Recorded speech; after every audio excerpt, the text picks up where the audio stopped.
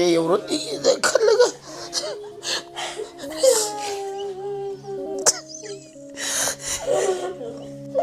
mana sangwana mana sarvagi guma akhoi se maitai masen ju oire aduga aina khwai ngakpadi yengingdradi yengbirunu ba ko nusido mi ja aduga hainadaba le su yengbirunu ba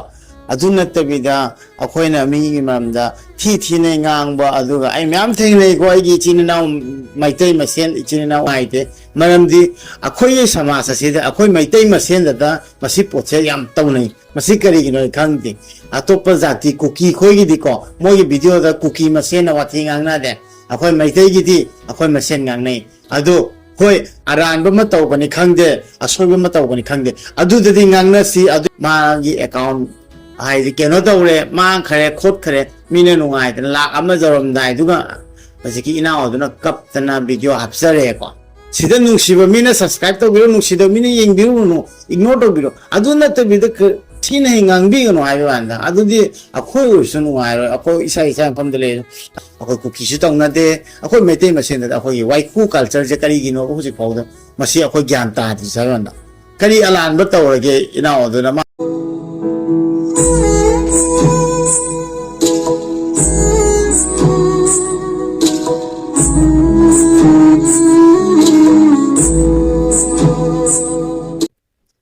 aham maktada Name.Epic channel bu imbiriba myam puno pu Name.Epic na taram nokchari ana video mo pu na laksare myam famda na sigi aina ngangja durba topic ase maitai amana maitai chinina amada aduga akoi lairiba akoi YouTube to gana YouTuber amada lairiba society jai tare ko driver mana doctor amada ko engineer amada actor amada YouTube to bani na khoi YouTuber hai YouTuber amada adu dai du YouTube to basida na ichini na myam na ko aina lakh manga subscriber ore aina million ore aina khwai afawa YouTuber ni adumana karimta khaninga mathau ta de adu YouTube to biriga nauna gai changjari ba YouTube ki field da aduga akhoi gina subscriber chamak muktangai chani muktangai lising khatangai akhoi di macha YouTuber ni adu akhoi se karimta value yaude akhoi me nate acho YouTuber gai je men ni adu ma sukhan khanbi ganu maramdi hero haji hero ni aduga akhoi gi every platform da doctor ni loina mang ni ko YouTube loina mang YouTuber manina WhatsApp manai ba mai subscriber yam mo adu ni but YouTube bar mo ga di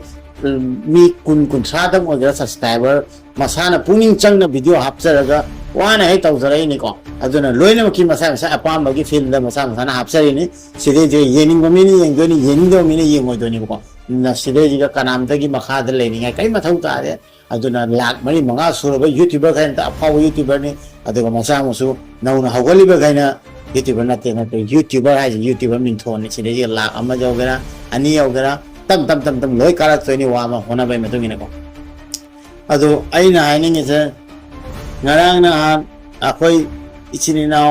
Enao ni pa ma hai ta ko Manipur dagi mai channel si maming King Kong kawe ado Enao asigi channel je delete oi gare ko ado yam nuai ta ba wafam ni hai ta ma YouTube to ba mana ta khangi ko madu awa do adu gi matik nuai ba nusi mi kup jaw ba YouTube channel ma kakhiba ado 1k subscriber yo ba kyang wai ado mana ni ba akhoi ma senje akhoi se maitai masen ju oire aduga aina khwai ngakpadi yengingdradi yengbirunu ba ko nusido mi ja aduga hainadaba le su yengbirunu ba aduna tabida akhoina mi mamda thi ne ngangba aduga ai myam thengnei ko ai gi chininaw maitai masen chininaw oraga YouTube to ora noi da thi ne comment yam iba yawe ko ai marakta sanga ga kaimta haining de du nungaite maramdi akhoi samasa sida akhoi maitai masen da masi potse yam tawnai masi kari gi noi khangti atopa jati kuki khoi gi diko moi video da kuki masen na wathi ngangna de akhoi maitai gi di akhoi masen ngangnei adu hoi aran ba taw bani khangde asoi ba taw bani khangde adu dadi ngangna si adu matang tana si aduga maitai samasa si de amor poi de la thoksi aina la laga so la le hayu adu atopana la laga so la le hayu maoda akhoina troll taw ba yai thina ngang ba yai mai mem da viral ba yai ko aduga adu natta bida karimta taw da bida masana honaraga aduga mai masato yening de aina akoina maon the tina ibibodo kai brain kalle maramdi masu aigumba maitoi masamani aduga ichini na mani ko aduna asi potsa youtuber mo ina youtuber da respect thamnaga bani ai hana kaimta thengna ki banatte adubu maga pulliba ichini na sing haraga Alex usam koriba Enao aduga hujiki maga pulliba ichini na atai gaisu ai gi ka daga laktana ko aina samde la ebada ai ka daga laktana ai gonda sinju bora ga inbi dana adamaina nuksiba ai manda wokpi bado ai si phibam jena ai YouTube tawena si nuksiba ni hai tare ichini na mo orobagi I mari mo orobagi si ni nuksiba jago aduna samaina ma gi account ai di keno tawre ma khare khot khare mine nungai tan lak ama jorom dai duga basiki Enao aduna kap tana video hapsare ko sida nuksiba mine subscribe tawbiro nuksida mine yengbiru no ignore tawbiro aduna tawbida tina hingang no hai wanda adudi akoi sunu ai akoi isa famdele aduga magi video ma hap kale ba ko mayam ji yengmina se my family ga hapak pane my baba mama ade ichan magi nupi ko ade my kaka loina makka yam samge ha my family da adu na tang nam yengmina se What is everybody? 100K euro. The color.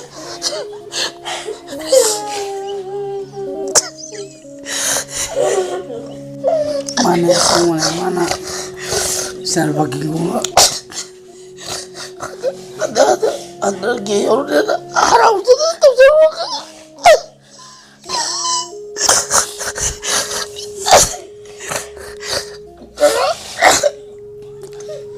Serba gila. Kau mah. Phone aja apa? Sebab kau dah itu lah kaki saya tahu ya. support tu ya. Kau dia ada aje di tahu le mana orang di dua tahun lega. Ada saya ada lain lah sugi mengat. Ang walu bani na. Kari ada le. Kau dan ai ngani aku di video tahun le maga aje yang mana le juga. Hai yang video tahun kena aje di tahu yang tahu maga. YouTube tu sangat yang mana le. Ada kari ada le. Tenung ai tahu. Kali ada remote tahu orang lebih ramai bayi YouTube ciko. Kalau mayam na si biwa hana kita pe support to view kikong ki family ko mayam na. Okay na kung api yo mayam na support to video kadi. Kaya tara YouTube to bang abjaro. Adre mayam na support to view ko wangam jo kaya aje de kikong ki family di mayam na jo hena khabi ramni.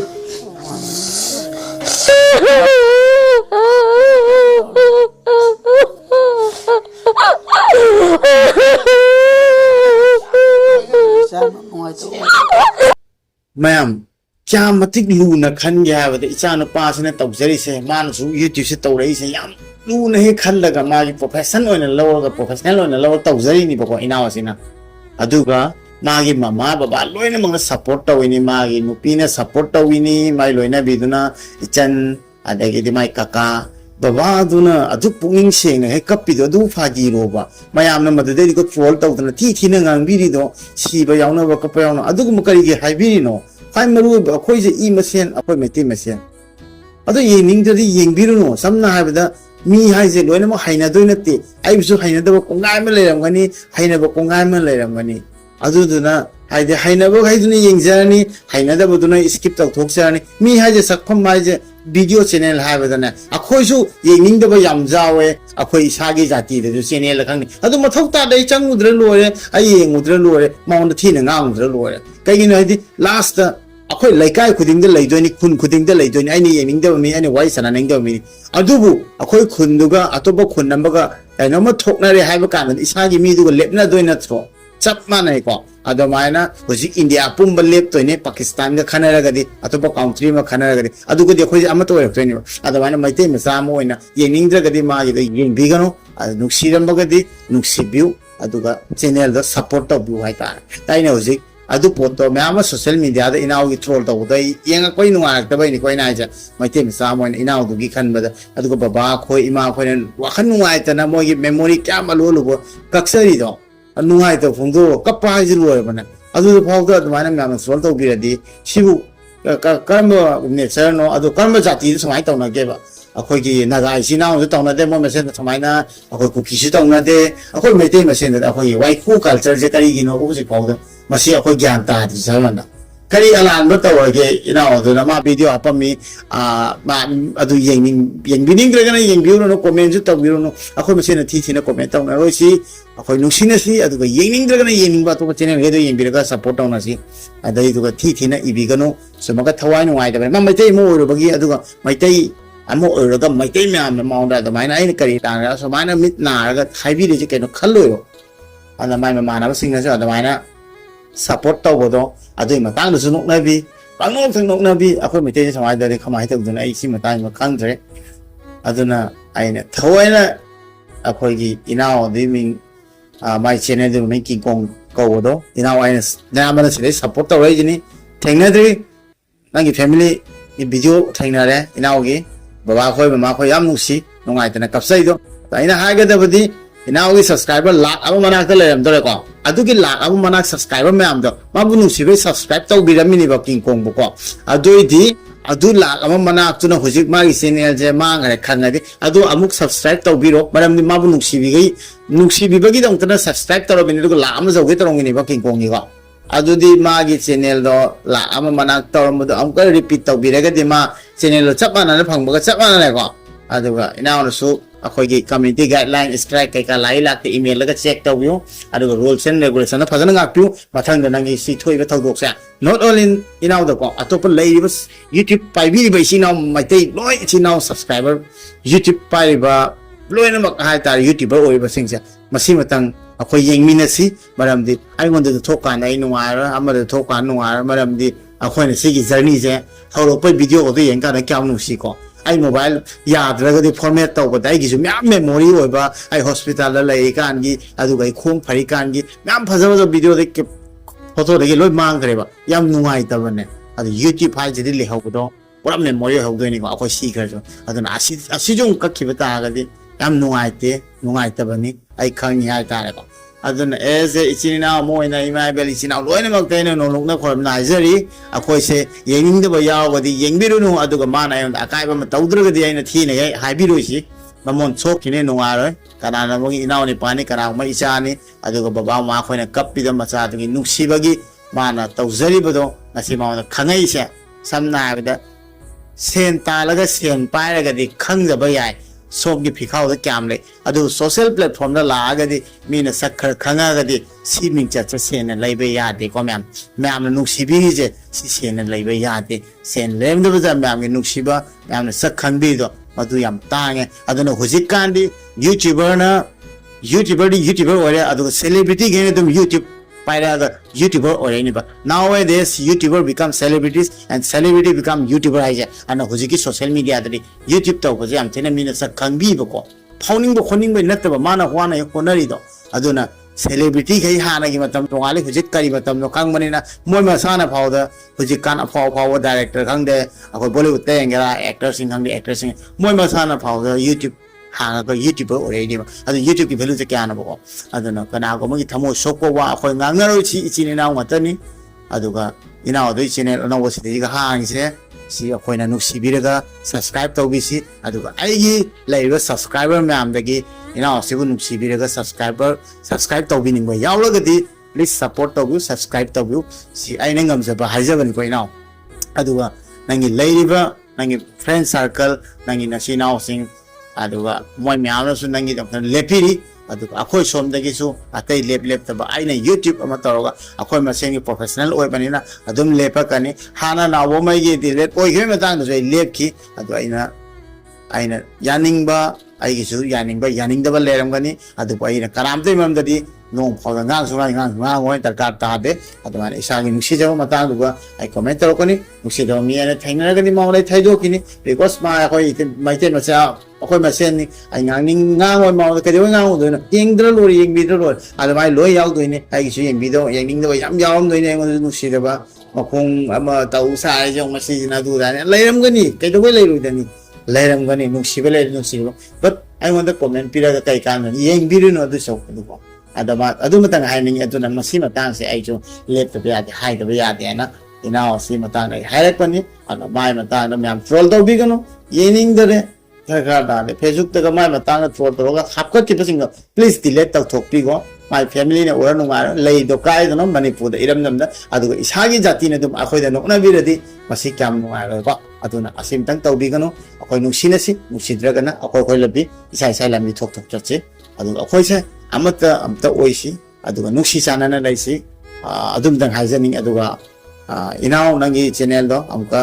नाउना ए grow तवगा अमुका हेना माय पाकपो चौखटपो ओइबो अदुगा मथंग चेक्शन बिसी चेक्शन मिनासी अदुगा मैमना नुसिगदबना पामजबो कंटेंट फजबजो सेंबिरो मैमना नुसिदो इने नंग ला अमा जौगे तोमिदो अदुना मसिदे जिगा मीगी वारी ताबिरुनु नुसिबो लेदि नुसिदो मैम लैदोइन मैमना हाइजनि फजना चैनल दो ग्रो तौपिरो मसिबदंग हायरगा मैम आई ngasi वीडियो से सी टॉपिक से सेमजेरपनि मथंगी वीडियो दो थेंगनासी अदुगा आई नुसिबा सब्सक्राइबर नौना चंगिरपो खाइना आई खोंग कमाई सोइनो हाइदो होय अदु अमकाइना हाना हाइगा सु वीडियो फंगनदब तारगदे अमकाइ वीडियो सेमबदाई कंटेंट अमा अदु मथक अमका हापसरके आई खोंग कमाई सोकिबनो दो कमेम अदु दिंगासि वीडियो मसि मता से लोसिनजरे इनाव किंग कोंगी वीडियो यूट्यूब चैनल दो मैम सब्सक्राइब तौसिनबिउ अदुगा लाइक सपोर्ट तौसिनबिउ अदुगा माबो नु येंगिंगदबा माय चैनल पामदबा यावगन अदुम थाइदोकपिगो अदु नतना नुंगाइतबा वा ngang bi gano masim ta request tau sai me adu ding am ngasi gi di yai